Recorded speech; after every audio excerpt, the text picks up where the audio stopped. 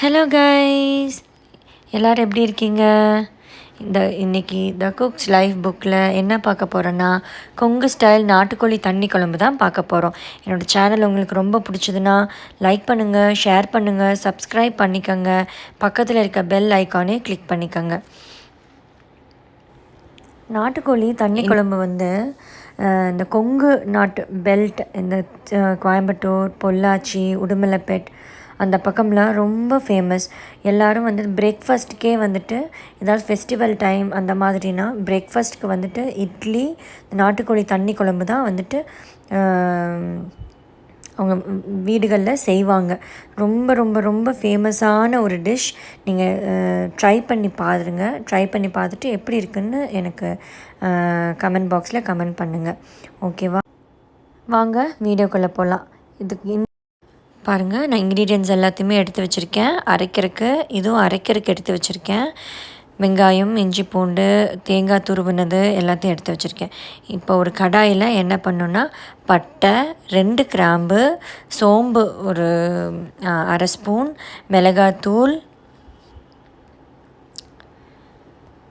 மஞ்சள் தூள், தனியாத்தூள், சீரகத்தூள். இப்போ தனியாத்தூள் வந்துட்டு 4 ஸ்பூன் எடுத்துக்கோங்க. சீரகத்தூள் வந்து 2 ஸ்பூன் எடுத்துக்கோங்க.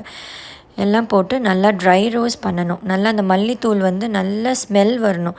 நல்லா அந்த ட்ரை ரோஸ்ட் பண்ணுற ஸ்மெல் வரணும். சிம்மில் வச்சே நீங்கள் ட்ரை ரோஸ்ட் பண்ணிக்கோங்க, இல்லாட்டி வந்துட்டு பொடியெல்லாம் கரிஞ்சிரும். ஸோ அதனால் சிம்மில் நல்லா வச்சு ட்ரை ரோஸ்ட் பண்ணிக்கோங்க.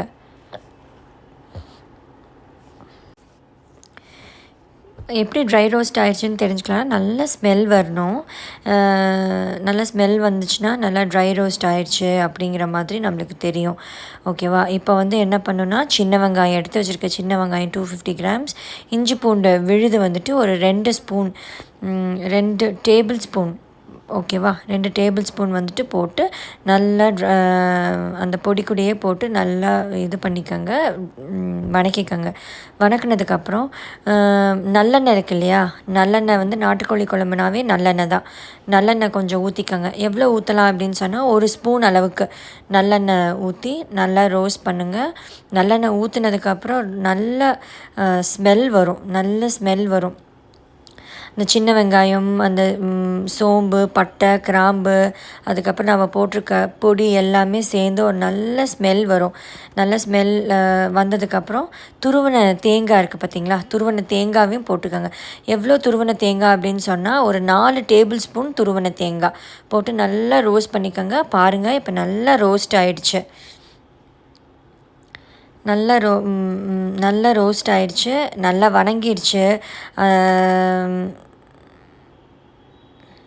நல்லா வணங்கிடுச்சு. இப்போ வந்து தனியாக எடுத்து வச்சுக்கலாம்.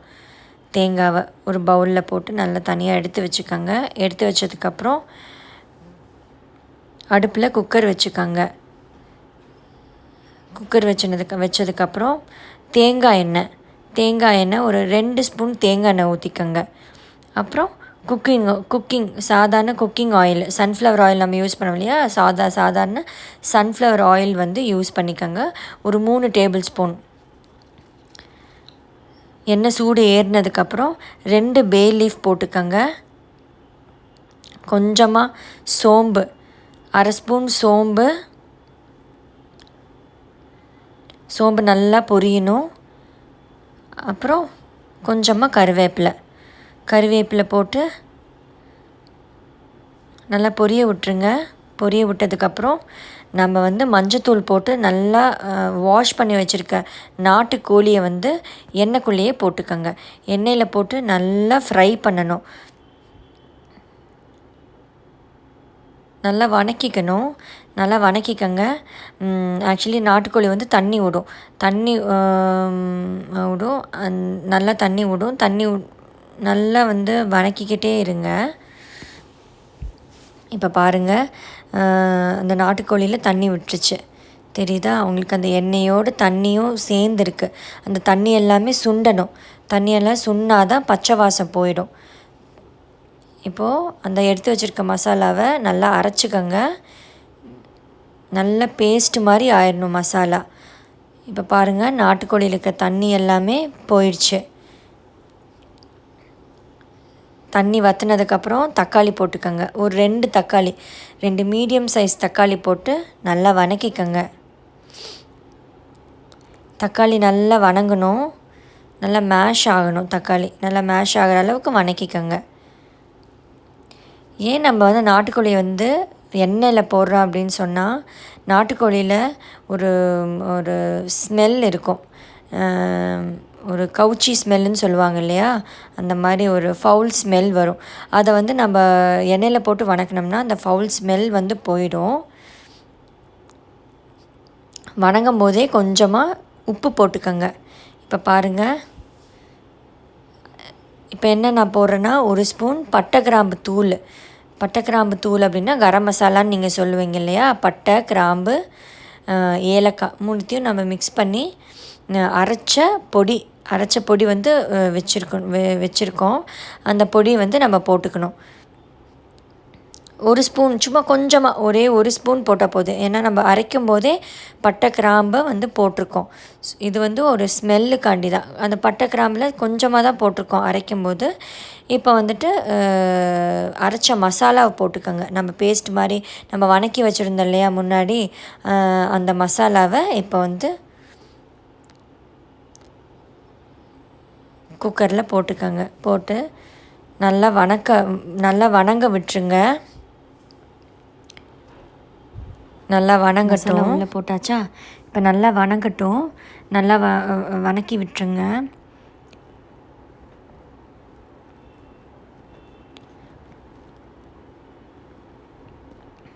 மசாலா இப்போ ஒன்றோடு ஒன்று நல்லா வதங்கிடுச்சு.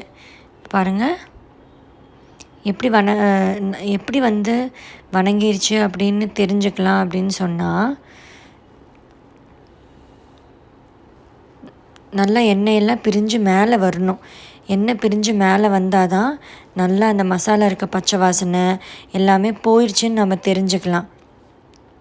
இப்போ பாருங்கள், எண்ணெய் நல்லா மேலே வந்துருச்சு பார்த்தீங்களா? எண்ணெய் நல்லா மிதங்குது மேலே. இப்போ வந்து 3 கிளாஸ் தண்ணி ஊற்றிக்கலாம்.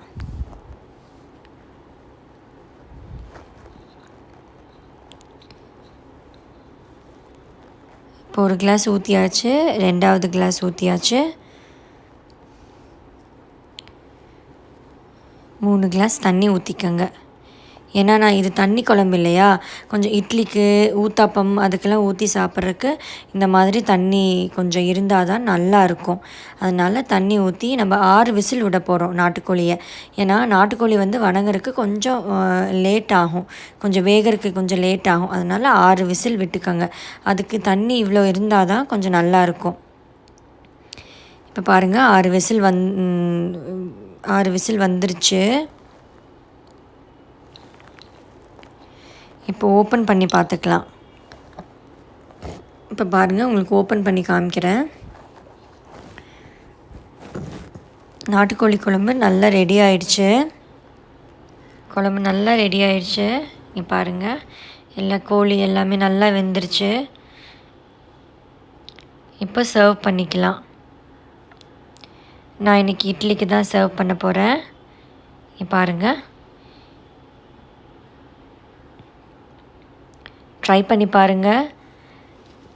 Be healthy and safe. Bye.